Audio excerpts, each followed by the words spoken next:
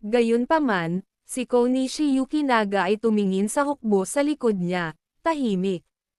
Sa loob lamang ng ilang araw, si General Koto Kayo, na pinagkakatiwalaan ni Konishi Yukinaga, ay namatay sa labanan, at ang 3 piling batalyon ng mga baril ng ito ay dumanas ng matinding pagkalugi, na wala pang 8,000 sa orihinal na 17,000 katao ang natitira.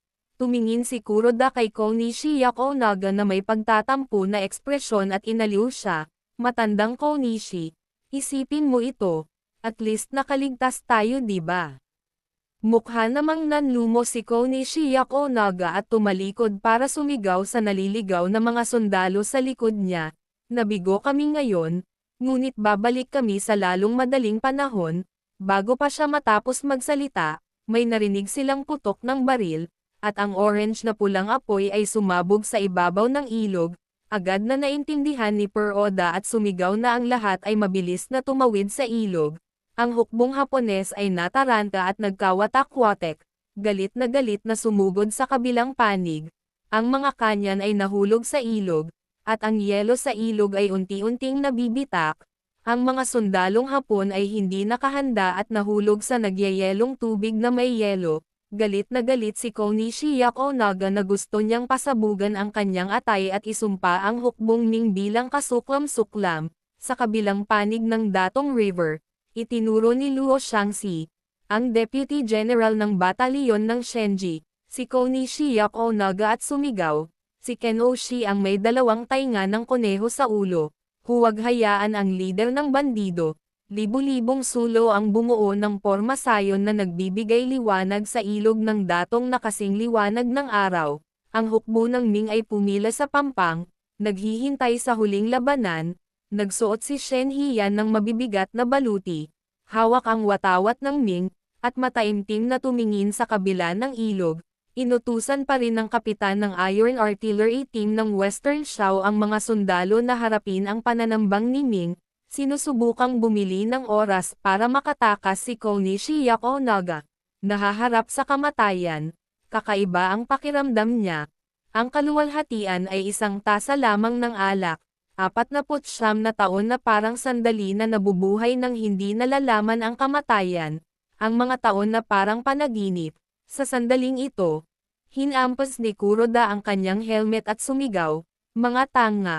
Gamitin ang iyong mga baril para barilin ang mga kanya ng hukbong Ming, sabihin sa lahat ng mga sundalo na itapon ang kanilang mga baril, kunin ang kanilang mga espada, at lunaban." Nang makitang huminga ng malalim si Kuroda, naging ganap na itim ang kanyang mga mata at bibig. Sa dilim, isang malaking itim na anino ang lumitaw sa ilog mula sa Kuroda bilang sentro. Ang yelo sa ilog ay naging itim, mabilis na kumalat. Ang basag na yelo ay naging matatag na muli. Nagulat si Luo Shangxi nang makita ito at kumuha ng arrow ng Fire Dragon Tiger Chi at ipinutok ito kay Kuroda. Itinagilid ni Kuroda ang kanyang ulo upang umiwas, at pagkatapos ay lumingon kay Luo Shangxi, na may espada sa kanyang bibig. Biglang tumaas ang makapal na itim na usok mula sa kanyang mga mata. Nabulag si Luo Shangxi, na nahulog mula sa kanyang kabayo. Buti na lang at napatalon siya agad.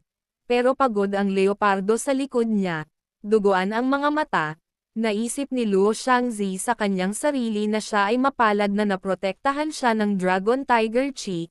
Kung hindi, siya ay namatay.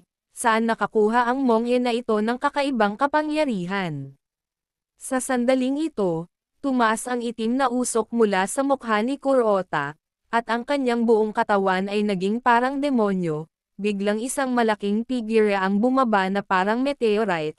Ito ay Niu Tu Chendan, na may watawat ng Ming sa kanyang likod, na pumatay sa mga sundalong Hapones habang sumisigaw ng Niu Tu Chendan. Sa ilalim ng utos ni General Lian, niyugyug si Liaodong ang utos ng haring Koreano. Naparito ako upang tulungan ang Ming Admiral. Pagkatapos ay nahulog ang 3 snowball sa ilog na may matutulis. Ang sinumang nakatagpo sa kanila, tao man o kabayo, ay nadaganan at nahati. Sa ilalim ng utos ni General Lian, niyugyug si Liaodong, Go Yongmyu, Isang bagzo ng hangin ang umihip, at hindi mabilang na matutulis na piraso ng yelo ang bumalot sa katawan ng mga sundalong Hapones, na nagpalipad sa kanila sa kalangitan, na puno ng hiyawan ng takot ang ilog ng datong, nag-transform si Sodeo bilang isang magandang ibon sa kalangitan, Jukay Sido, sa ilalim ng utos ni General Lian, niyugyug si Liao Dong sa utos ng Haring Koreano. Naparito ako upang tulungan ang Ming Admiral. Tila hindi mabilang na mga Diyos sa kanayunan ang lumitaw upang tumulong, tumingin si Lee Roxing sa pulang-pulang ilog ng datong, na nagsasabi na ito ay isang malaking tagumpay. Ang tanong ay kung kaya nilang patayin si Konishi Yukinaga at sirain ang lahat ng mga tropang Hapon sa pagkubkob. Tumayo si Lian habang hawak ang selyo ni Song Ying-cheng at inulit ang sinabi niya. Ang sabi ng gobernador, ang general, maaari mong palayain ang mga lobo, ngunit hindi mawawala ang tigre. Sana pag-isipan mong mabuti bago gumawa ng desisyon. Medyo madilim ang mukha ni Lee Roxing, pinayuhan siya ni Sang Ying-chang na umatras, ngunit kapag naluto na ang pato, paano ito lilipad? Pagkatapos ay nagutos siya, sa lupain ng Korea. Tayong mga dakilang Ming ay mayroong 800 opisyal na hindi natatakot sa kahirapan upang matunten ang kalaban, sabi mo nakita ni Shishu Enda ang Japanese sa loob. Mahirap sabihin kung totoo o hindi. Ito ang unang punto. Kahit na totoo ang sinasabi mo, darating ang mga Japanese reinforcements. Ngunit inatake namin ang Shinjitai kahapon, ang mga reinforcements ay hindi maaaring malaman. Habang papalapit sila sa Shinjitai, mas maingat silang mag-iimbestiga, hinding-hindi sila maglalakas loob na makipagsapalaran. Ito ang pangalawang punto. Ang banal na hukbo ng hangin ng higit sa 100,000 hukbo, nataranta ang mga makalangit na sundalo at pumasok sa palasyo, nagpunta sila upang ipagtanggol ang maharlikang kabisera ng Korea, doon kasi ang headquarters nila, sa labanan ng Akto. Pinutol ni Sun Sin ang 2 linya ng supply ng mga Hapones, kapos sa pagkain at supply ang mga Hapon. Ilang reinforcements kaya ang mayroon sila? 80,000, 10,000. Mayroon kaming 40,000 lalaki. Ito ang pangatlong punto. Ipasa ang aking mga order. Utos kay General Shen Hechen na pamunuan ang 4,000 light cavalry para tugisin si Konishi. Kahit hindi mo kaya, dapat gawin mo para sa akin. Pagkatapos sabihin iyon, tinulungan niyang tumayo si Lian at nagtanong, kumusta ang recruitment ng iyong hukbo? Sagot ni Lian, kasalukuyan kaming nasa ilog ng datong, nilipol ang hukbong Hapones. Nang marinig ito, tumawa ng malakas si Lee Roxing, kung gayon hindi ka rin dapat idle, tumawid sa ilog ng datong at sirain ang mga Hapones. Ngayon, inikat ni Lian ang kanyang kabayo, kumuha ng 3-pronged halberd, at umakay patungo sa ilog ng Dattang. Sa sandaling ito, tumawid si Shen Hechen sa ilog at tinugis si Konishi Yakonaga na walang humpay na determinadong huwag hayaang makatakas ang kanyang hukbo. Hinawakan ni Kuroda ang isang mahabang itim na espada, lumingon at tumingin kay Shen Hechen, na may hawak na storm belt at umaarangkada. Ang kanyang mga mata ay kumikislap sa kabaliwan, sa isang galaw lang. Pinutol niya ang kalaban general sa kanyang kabayo. Sa isla ng Kyushu, si Tokugawa Ieyasu ay sumakay sa isang itim na kabayo, habang nakatingin sa babaeng may itim na buhok na nasa harapan niya nang walang pakialam. Yumoko ang dalaga, mangyaring huwag kalimutan ang pangako ng punong ministro, atin ang isla ng Kyushu. Pagkatapos niyang sabihin iyon, nagtayo siya ng poste ng kawayan at nagpaanod sa isang bangkang kahoy sa tabi ng rumaragasang ilog. Isang samurai sa likod ni Tokugawa ang bamulong na isuko ang isla ng Kyushu para sa kapakanan ng tulong sa Pyongyang. Ito ba ang desisyon ni Lord Hideyoshi? Walang ekspresyon ang mukha ni Tokugawa Ieyasu, habang nakatingin sa rumaragasang ilog. Mayroon bang nakaligtas sa isla ng Kyushu? Matagal nang gumuho ang lugar na iyon, tapos na ang ating bansa, hindi mo pa rin ba maintindihan?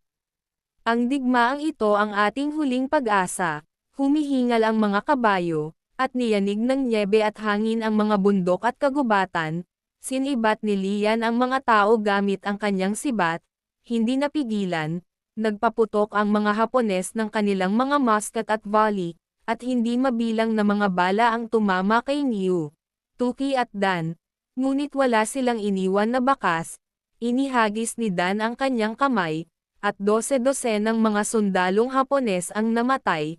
Inilabas ni Jin Chan ang kanyang dila at pinagulong ang isang lalaki sa kanyang bibig. Nilunok siya ng buo. Isang sunod-sunod na bowl ang bakal ang binaril kay Lian. Bahagyang sumayaw si Sudo sa likod niya, at isang itim na bagyo ang sumabog. Dumaan ang mga bala kay Lian. Ang natitira ay nawala sa bagyo. Sina Dang Tianchang at Wang Sheng ay sumugod sa mga musketeer, na nagbutas ng isang butas. Sa sandaling ito, isang pangkalahatang pulang baluti ang sumigaw kay Lian. Ako si Ryusei, ang nakasakay sa kabayo. Maglakas loob ka bang kalabanan ako? Bago pa makasagot si Lian, nagpaputok ng baril ang kabalyeyong nasa likuran niya, at naging hedgehog ang lalaki. Pinamunuan ni Konishi Yukinaga ang mahigit 3,000 tropa sa desperadong pagtatangka na makawala sa pagkubkob, ngunit dahil sa impluwensya ni Kuroda, hindi epektibo ang kanilang firepower. Sa panig ng Rokushangzi, pinangunahan pa ni Konishi Yakunaga ang 3,000 tropa sa pagtawid sa Ilog Datong.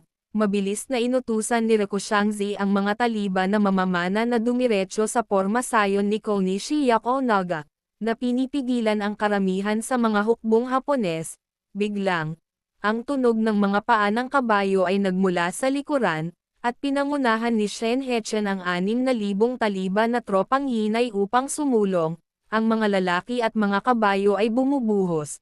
Nang makita ang hukbo ni Konishi Yakunaga, hindi umimik si Shen Hechen, at pinamunuan niya ang kanyang mga tropa sa labanan. Sa sandaling ito, umikot ang itim na usok sa mga mata ni Kurota, at tumingin siya kay Konishi Yukinaga na may tame-time na ekspresyon. Hindi natin matatakasan ang pagtugis na ito, mamamatay tayong lahat dito sa ganitong bilis. Antong hininga si Konishi Yukinaga, tinanggal ang helmet, at ulong. Maghiwalay na tayo at tumakbo. Kung sino ang makatakas ay maswerte.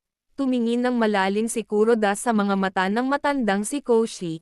Ingat, hinawakan ni Shen Hechen ang storm belt.